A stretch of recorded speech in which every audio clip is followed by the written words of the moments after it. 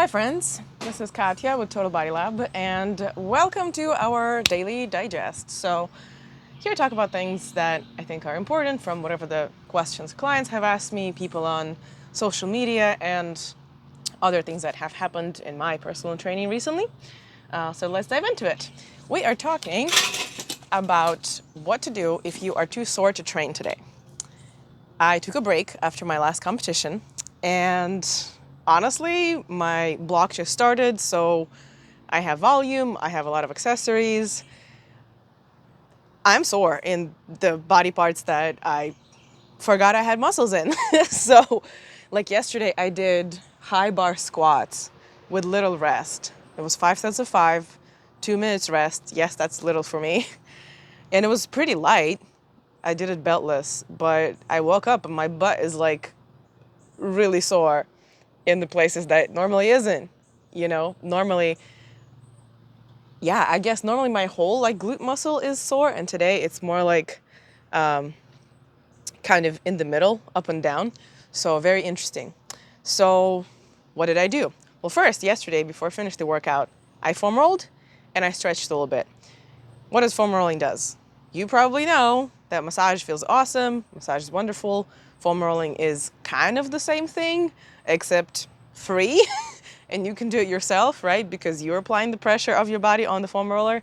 I also really like rolling with lacrosse balls, more pointed pressure. So you can stretch the muscle and you can roll it, kind of make the fascia more malleable so it doesn't just clench the very tight and pumped with lactic acid poor muscle, right? I usually prefer lacrosse balls for rolling, actually not foam, because they're harder. And I really like to roll areas kind of like radially around my sacrum, from the sacrum like up into the QL and then into the glutes, top of the glutes, up to glute medius, and then just kind of down around my glutes. And then going up the back, up your erector spinae, right? Your two big long muscles on the back. That usually does the trick for me. Anywhere around the shoulder blade also kind of loosens up my shoulders. So yeah, that usually does it. What else do I do? Well, I hike more now because I'm trying to lose a little bit of weight to get into the lower weight category. I lost 1 kilo so far. So moderate to low intensity cardio helps your workout metabolic byproducts get flushed out of your system, right? Especially if it's like full body cardio. So I should be swimming, I'm going swimming in a couple of days, yay. But walking, hiking, running, rowing, that all still helps. And I really enjoy hiking with my dog. Oh man, she's tied up on hold on, my dog is tied up. Let me free her. Hey, don't eat the bird feed, okay? Please. Thank you. She's eating bird food. Anyways, I forgot what I was talking about. Yeah, I have dogs, so I love to hike with them, right? Spend time with them, spend time outside. It is an unusually cool spring and summer for North Carolina, so definitely taking advantage of that. Look at all this greenery. Just don't want to stay inside and do stupid cardio on a Stairmaster or a treadmill when I can be in the nature, breathing the fresh oxygen and hang out with my dogs and having phone calls or listen to an audiobook during cardio. It's the best. Nothing beats it. I mean, interval cardio, useful sometimes. Other higher intensity cardio and running, useful sometimes. Cool, yes, sure. But I do enjoy this more. So if I'm gonna do this more consistently because I enjoy this more, I'm just gonna do that. And it's good for recovery as well. One of my other favorite cardios is dancing. So if you do like to dance, find a social dancing group or partner dancing group. Like the best thing, in my opinion. You get to socialize, you get to hang out with people in a third place outside of your work, gym, house. So I think it beats everything. So let's see. If you're too sore to train, you can do cardio. You can foam roll after you train. You can also stretch a little bit. Now, what stretches are we going to do? Clearly, the muscles you have worked. However, muscles adjacent to them would also be useful, right? I usually just try to stretch the kind of the same muscles regardless what I have done in the gym, right? So I try to stretch my pecs, I try to stretch my glutes and my quads. Recently calves because one of my accessories is calf raises. I don't really like them, but they're in my program. Hey, so I stretch calves as well. I stretch a little bit of triceps sometimes and lats when I put my elbows like on the couch, on the table, and just lean forward. Don't like this one too much, but it does the trick after a bunch of pull-ups or anything else involving a lot of lat work. So those are just the typical things that I stretch. Now, big attention point here. I do not stretch lower back. Why? Because lower back is not supported by vertebrae. Your lower back is already going all over the place and it doesn't need to be overstretched. Okay? Yes, you can stretch your QL muscles. You can grab on something and lean your butt in the other direction and do the same in the other side. But just your erector spinae and a bunch of, smaller muscles, they don't need to be stretched. Like the muscles that connect each vertebrae, they need to be strengthened, right? How do you do that? You do a Jefferson curl. Please don't stretch lower back. If you're sore there, it's okay. Foam roll it carefully if you do at all, right? You need to work it up, rolling your lower back. I foam roll it with the ball. Pointed pressure, not with a foam roller usually. I don't really like to do it with a foam roller because it's hard to get a QL with a foam roller. QL is quadratus lumborum. So my back is like so, right? And quadratus lumborum goes from here kind of outward on my back, right? You can look it up. Anatomy is pretty cool.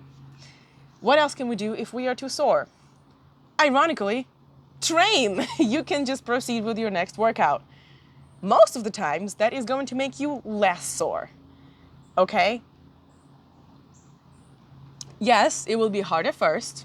You need to take a lot of your time to warm up, maybe more than usually. For example, if I take a break, like I did after my last competition, I took like 8 days break or 9 days break and then started training again. I was more sore than before the meet, right? Because there was deload. So it was very light training, and then there was a meet, and then I didn't train for another 8 days. So let's say I wasn't training for, 15 days, right? Except for the meet, with the exception of that in the middle. But that's just some quick warm-ups and some quick singles. So when I went back to the gym, I was sore everywhere, from bench, from squats, from deadlift. So I definitely take more time to warm up. I definitely take more time to do my joint gymnastics. I can do a little bit of light cardio before the workout just to break a sweat. If you do something before the workout to just break a sweat, make sure your body is warm from the inside. That really helps. Regardless if you're sore or not, but especially if you're sore. Warming up, doing more sets with lighter weight. Absolutely. Helps you not hurt yourself, but also if you're so sore, it helps your muscles, again, warm up a little bit, get a little more pliable with a lower weight. And then you can jump into heavier weights and you're not quite as stiff. You kind of progress more gradually, right? So if you feel like you cannot do the workout because it literally hits the same muscles and they're just so stiff and so tight, do a workout for another body part, right? Let's say your legs are sore. Do chest. Let's say your back is sore. Do legs. There's so many options, especially if you're not a powerlifter, especially if you're going to the gym just to maintain your overall health and wellness.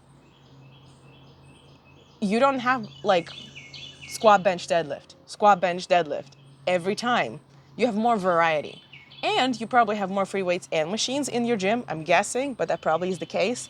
If you're not going to a powerlifting gym, if you're going to like Planet Fitness, O2, if you have a home gym, use bands. So many exercises with bands. Oh my God. Feel free to message me. I have an introductory program that includes only body weight and bands if you have no idea how to exercise with bands, and I will invite you for free for a week. My socials are in the description, so you can just message me and I'll send you the link. But yeah, bands are really cool. Bands are also amazing for strengthening stuff on the go. I really like to warm up with them, but then I can grab a heavier one and actually do the full workout with just bands and body weight. What else can we do if we're sore? Drink more water with electrolytes. It's not like a super quick solution, but I do like to take my BCAAs because I'm vegan. They're not like as useful as we thought before, as research have shown, but they're still useful if you're dieting. They're still useful if you're plant-based or vegan, and electrolytes are as well. They're useful across the board for everybody, right? What else can we do? Hera, what can we do if you're sore? She's never sore. She always does her cardio. I probably have missed something. Let me know, let everybody know what you do when you are too sore. But you got to keep the progress going. You can't just sit on your ass on the couch and whine about it, right? How do you get out of it? How do you progress your training cycle and feel less sore? I will see you in the next video. Thank you for watching.